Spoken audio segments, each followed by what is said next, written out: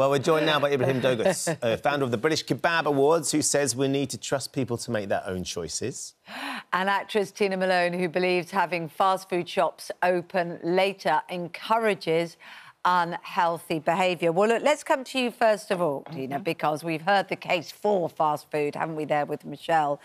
What is the problem with allowing people to go to a fast food restaurant late at night, or indeed any restaurant? Because you can pick a healthy kebab, can't you? You can have loads of salad and grilled chicken in your kebab if you choose to. Yeah, I think using a kebab as an example, it is nice bread, nice salad and grilled meat, barbecued meat and all that is not so much. But if you're talking about pasties and sausage rolls, if I know that there's going to be an outlet at the end of my road and it's 12 o'clock at night, I'm more like... It's like having chocolate and crisps in your house, isn't it? If you buy it and it's in the cupboard, I'm going to eat it. As somebody who's always struggled with my weight, having lost 12 stone, and it's difficult at current times we live in, challenging times we live in, post-COVID, Brexit, everything, the Tories in power, well, then we all tend to look for different crutches.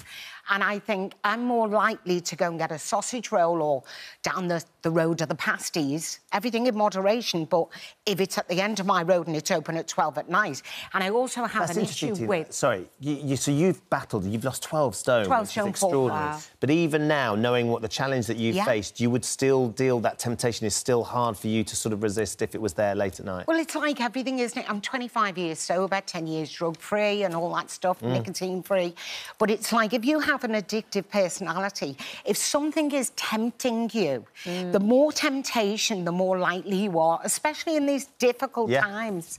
So, you know... It's hard. Well, look, Ibrahim, you know, we know that we have an obesity crisis. We know only this morning reports about £1,300 more it costs someone overweight for the NHS to treat and look after. That's per person per year. We have a crisis of money and fat and health. So why put temptation in people's way late at night? I mean, Kate, you're right. We've seen the reports about obesity crisis in the country. 2 out of 3 adults are, almost in the category of obese in this country. And it's costing NHS and the taxpayers a lot of money. But small businesses like kebab restaurants, and Tina was right, grilled food is healthy.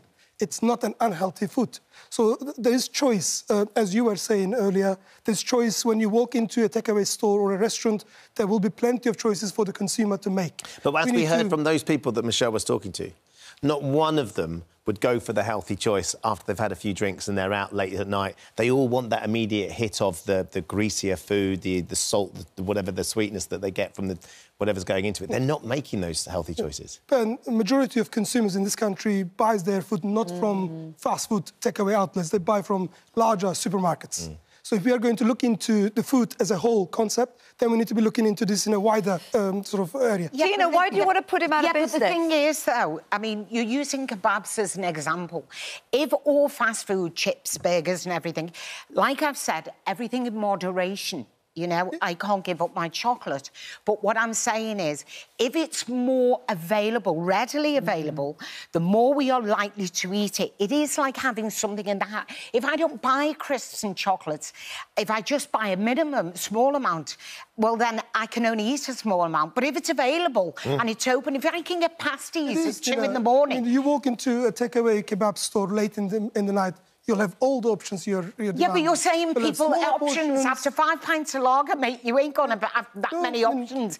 You're not going to go, I'll have a nice, healthy salad, a green salad after 5 pints or a bottle of red, are you really? Maybe I should confirm the meaning of a kebab. Kebab is literally a cooking method, and it's the healthiest cooking method you can have. It's cooking any items you want to consume over an open flame. You could have a vegan kebab, you could have a vegetarian kebab, you could have a fish kebab or a meat kebab. It's all your choice. Yeah, I understand that. And obviously that's...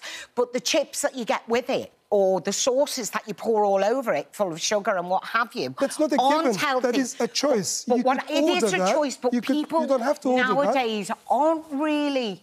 are struggling with choices. And let's face it, struggling financially. So you're encouraging them to buy something that is... We are in a crisis with obesity. Ready meals, people don't choose to be fat. Are more expensive it's because or more they are cheaper. tempted. ready meals are more, more widely available and cheaper than late night kebabs. I don't think you should be selling pasties at 12 and 1 and 2 in the morning, because also you're encouraging young people to eat more unhealthily as well. Okay. More likely to be on the streets. Tina, we're going to have to leave it there. Ibrahim, I'm afraid we're going to have to leave it there. It's something you're very passionate about, and rightly so. And as Ibrahim says, we're not demonising kebabs particularly. No, an example. I had nothing but kebabs when I was pregnant 9 years ago. Because we all like a good kebab. But thank you for coming in.